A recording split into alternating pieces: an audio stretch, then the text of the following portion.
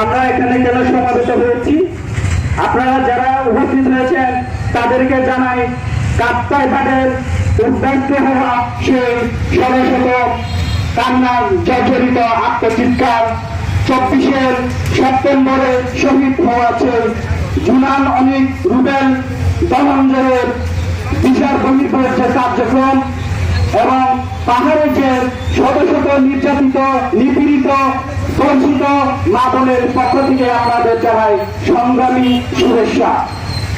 সম্মানিত উপস্থিতি, সংগ্রামী বন্ধুগণ, আপনারা অবগত আছেন আমরা কাউখালীর যে সেটালার কর্তৃক আমাদের আদিবাসী একজন যে দর্শিত হয়েছে তার প্রতিবাদে আমরা গতকাল বিক্ষোভ সমাবেশ গড়ে তোলার জন্য আমরা বিভিন্ন জায়গা থেকে আমাদের সাথে সংহতি জানানোর জন্য সমবেত হয়েছে।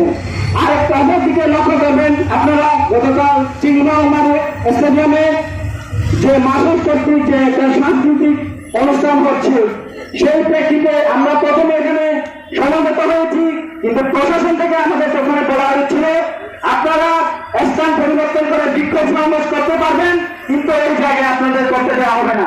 আমরা মেনেছি, আমরা অপরস্থানে গিয়ে আমরা বিক্ষোভ সমাবেশ গড়ে তুলব, কিন্তু শেষে তারা আমাদের সিদ্ধান্ত জানায়, তাদের সিদ্ধান্ত পরিবর্তন করে তারা জানায় যে তাদেরকে জোন থেকে জানানো হয়েছে আজকের দিনে আমাদের কোনো বিক্ষোভ সমাবেশ করতে দেওয়া হবে না।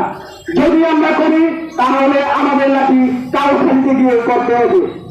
সংগ্রামী বন্ধুগণ, আপনারা অবগত আছেন বাংলাদেশ সংবিধান নিয়ে, আপনাদের অবগত আছেন সংবিধানে প্রতিটি বাংলাদেশের নাগরিক হিসেবে আদিবাসী সহ সমতল পাহাড়ি সবার জন্য সম অধিকারের কথা বলা হচ্ছে।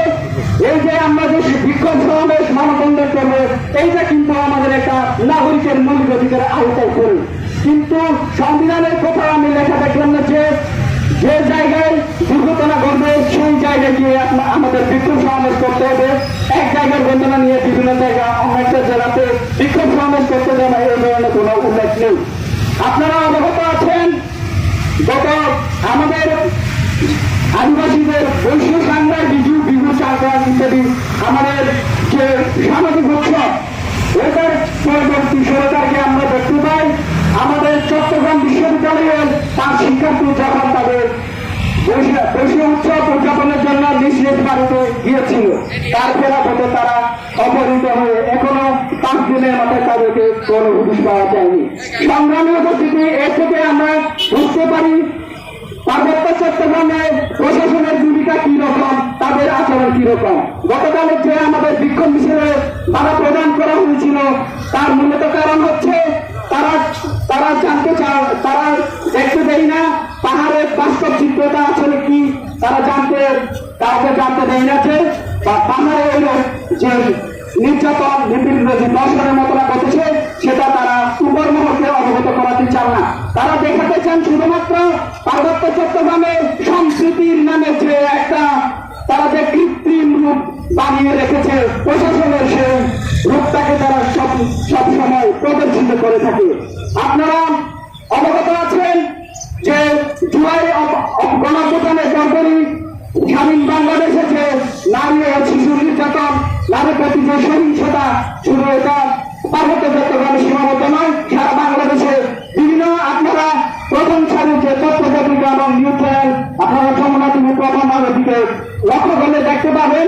আপনারা গত ফেব্রুয়ারি থেকে মার্চে চলতি 2 বছরে 2 মাসে আমাদের 96টি আমাদের নারী নির্যাতন এবং ধর্ষণের শিকার, তার মধ্যে রয়েছে 46 জন শিশু। আপনারা মার্চ মাসের দিকে লক্ষ্য করলে দেখবেন 6 থেকে 9 এই টানা 3 দিনের মধ্যে শুরুমাত্র দর্শিত হয়েছে আমাদের শিশু এবং কিশোর। আপনারা দেখতে পান এই যে প্রশাসনের যে ভূমিকা আজকে শক্ত অবস্থানে থাকতো, তাহলে এই যে মোহাম্মদ ফাহিমের মতো কোন দর্শক আজকে পার্বত্য চট্টগ্রাম সহ সারা দেশে এরকম দর্শনের ঘটনা ঘটাতে সাহস পেত না। আপনারা পার্বত্য চট্টগ্রামে সেনাবাহিনীর ভূমিকা দেখুন, আপনারা অবগত আছেন, বিভিন্ন নিউজ আজকে মিডিয়া উপস্থিত আছেন, তাদেরকে অবগত করাতে চাই। আপনারা সবসময় বলেন পাহাড়িরা, আদিবাসীরা পার্বত্য চট্টগ্রামে সেনাবাহিনীর বিরুদ্ধে, আমরা সেনাবাহিনীর বিরুদ্ধে নয়, আমরা বিরুদ্ধে শেয়ার শাসনের বিরুদ্ধে। সেনাবাহিনী বাংলাদেশের সার্বভৌমত্ব রক্ষার জন্য, প্রতিটি নাগরিকের নিরাপত্তা রক্ষার জন্য অবশ্যই দরকার, কিন্তু বাংলাদেশ পার্বত্য চট্টগ্রামটা বাংলাদেশের অংশ, কিন্তু সেখানে সেনাবাহিনীর বিরূপ প্রতিক্রিয়া আমরা দেখতে পাই। তারা সবসময় পার্বত্য চট্টগ্রামের যে নিপীড়িত, যে নির্যাতিত চিত্র, তারা সেটা তুলে ধরে না। আমরা সেই নিউজ বিভিন্ন মিডিয়াকে এটা অবগত করাতে চাই, সেনাবাহিনীর যে আমরা তারা উপরমহলে প্রদর্শিত করে এই যে শুধুমাত্র সমস্যা করতে পারে পার্বত্য চট্টগ্রামে সেনাবাহিনীর যে 5 কেজি চাউল, 5 লিটার তেল, এই যে বিতরণের নামে তারা যে সম্প্রীতির নাম দেয়, সেই চিত্রটা আমরা উপর মহলে গিয়ে দেখতে পাই। কিন্তু আমরা যে আজকে আমার যে নির্যাতন, যে নিপীড়িত ঘটনা আমরা এখানে কান্না জর্জরিত কণ্ঠে কথা বলি, সেটা বুঝিয়ে দেয় না। আমি মনে প্রাণে বিশ্বাস করি কোন মিডিয়া এখানে পক্ষপাতমূলক কোন নিউজ প্রকাশ করে না, কিন্তু আমি তাদের ক্ষেত্রে দেখতে পাই যে তাদের ক্ষেত্রে যে উপর মহল থেকে যে চাপ দেয়, আমি মনে প্রাণে বিশ্বাস করি আর যে কোনো সময় যে কোনো মিডিয়াকে তাদের মুক্ত স্বাধীনভাবে কাজ করার স্বাধীনতা বজায় রাখুক, এই প্রত্যাশা করি। আপনারা যে সবসময় পার্বত্য চট্টগ্রামের যে সম্প্রীতির মেলবন্ধন নামে যে কৃত্রিম রূপে আপনারা যে প্রদর্শন করে থাকেন, তার পাশাপাশি আমি আপনাদের অনুরোধ করব, আমরা যে অধিকার থেকে বঞ্চিত হচ্ছি, আমরা যে ভূমি হারাচ্ছি, আজকে আমরা যে অপহরণের শিকার হচ্ছি, সেখানে সেই চিত্রটাও আপনার স্বতন্ত্রভাবে ফুটে তুলতে হবে। আমি অবগত করাতে চাই যে চট্টগ্রাম বিশ্ববিদ্যালয়ের 5 শিক্ষার্থীদের যে অপহরণ, সেখানে যৌথ বাহিনীর অভিযান আমরা সবাই উপলক্ষ করেছি। আপনারা দেখতে পেয়েছেন পাঁচজনের গিরিফুল সেই এলাকা থেকে 5 জন শিক্ষার্থীকে অপহরণ করা হয়েছে। কিন্তু দুঃখের বিষয়, এখানে মিডিয়া প্রকাশ করছে যৌথ বাহিনী তাদের কাছে তাদেরকে উদ্ধারের জন্য কাজ করে যাচ্ছে, কিন্তু আমরা দেখতে পাই তারা উদ্ধারের নামে অভিযান চালাচ্ছে কোথায়? খাগড়াছড়ি সদরের মধুপুর পাড়ায়। আমরা এই থেকে কি বুঝতে পারি? যৌথ বাহিনীর কাজ কি এখানে? তারা অবশ্যই অবগত আছে, বিভিন্ন নিউজ চ্যানেল তারা হয়তো দেখেছেন যে কোন এলাকা থেকে তাদেরকে অপহরণ করা হচ্ছে এবং কোথায় তাদেরকে বন্দী করে রাখা হচ্ছে, কিন্তু আমরা তার সেরকম প্রতিক্রিয়া তাদের কাছে দেখতে পাইনি। তারা অভিযানের নামে শুধুমাত্র খাগড়াছড়ি সদর মধুপুর এলাকায় তারা অভিযান চালায়, কিন্তু অভিযান নয়, এটা হচ্ছে সাধারণ জনগণ, চূর্ণ জনতাকে হয়রানির একটা চক্রান্ত। এমনকি পার্বত্য চট্টগ্রামে তাদের টিকে থাকার জন্য যে তারা কৃত্রিম চিত্র তৈরি করে, কৃত্রিম রূপরেখা তৈরি করে সেটা তারা ফুটিয়ে তোলে, এটা কোনো অভিযান নয়। এজন্য আমি বিভিন্ন মিডিয়াদেরকে আমি অনুরোধ জানাবো, একজন সুস্থ ব্যক্তির মস্তিষ্কের ব্যক্তি কখনো এই অভিযানকে বাহবা দিতে পারে না। আপনারা যদি সুস্থ মস্তিষ্কের ব্যক্তি হয়ে থাকেন, আপনাদের একটা বিবেচনা বিষয় দরকার, অপহরণ কোন জায়গায় হয়েছে আর ছোট বাহিনী কোন জায়গায় গিয়ে তাদের অভিযান শুরু করছে। আজকে গতকালের একটা আমরা চ্যানেল 24 নিউজ চ্যানেলে দেখতে পাই, তারা পার্বত্য চট্টগ্রামে যে অরাজকতা, অস্থিতিশীলতার বিষয়ে তারা যে সেনা ক্যাম্প কমে যাওয়াকে তারা দোষারোপ করছেন। সেখানে নাকি পর্যাপ্ত সেনা ক্যাম্প না থাকার কারণে সশস্ত্র সন্ত্রাসীদের নাকি বৃদ্ধি পেয়েছে। আপনারা জানেন পার্বত্য চট্টগ্রামে পার্বত্য চুক্তির পরপরই যে চুক্তি হওয়ার কথা ছিল, সেই চুক্তি মোতাবেক সেনা ক্যাম্প উঠিয়ে নেওয়ার কথা, কিন্তু সেটা এখনো হয়নি। কয়েকটা যে অপসারণ করা হয়েছে, কিন্তু তার পরবর্তী সেটা আবার বলবৎ রাখা হয়েছে, সেখানে আবার পুনরায় সেনা ক্যাম্প স্থাপন করা হয়েছে।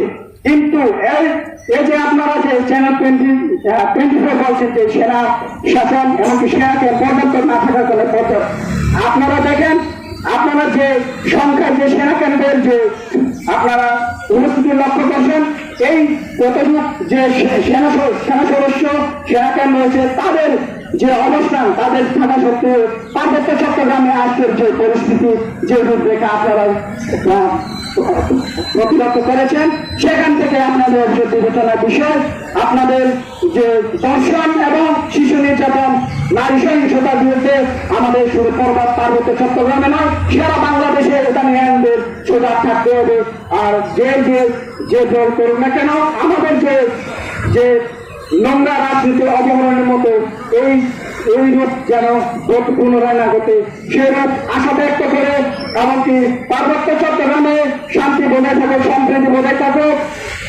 সেনাপ্রধান জনাব ওয়াকারুজ্জামান তার বক্তব্যে জানিয়েছেন পার্বত্য চট্টগ্রামে শান্তি সম্প্রীতি বজায় রাখার জন্য তারা সর্বদা সচেষ্ট থাকবে, তাহলে সর্বদা সবকিছুতে প্রস্তুত থাকবে।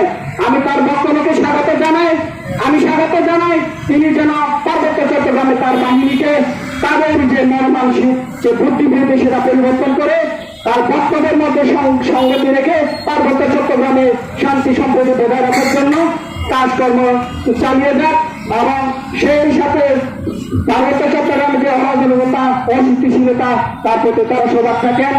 আমি পরিশেষে চট্টগ্রাম বিশ্ববিদ্যালয়ে অপহৃত 5 শিক্ষার্থীর নিঃশব্দ অক্ষত অবস্থায় মুক্তি এবং সেই অপহরণের সেই উদ্ধারের অভিযানকে চালাতে গিয়ে আমার যে দর্শিতা বলে যে মামলা সেটা যাতে দানা পড়ে না যাক, সেই দুটি ঘটনাকে আমি সমানভাবে প্রায়োরিটি দিয়ে সেই সুস্থভাবে আমরা বিচার পাবো, আইনের আওতায় তাদেরকে গ্রেফতার করে আনা হবে বলে সেই আশা ব্যক্ত করে আমার বক্তব্য এখানে শেষ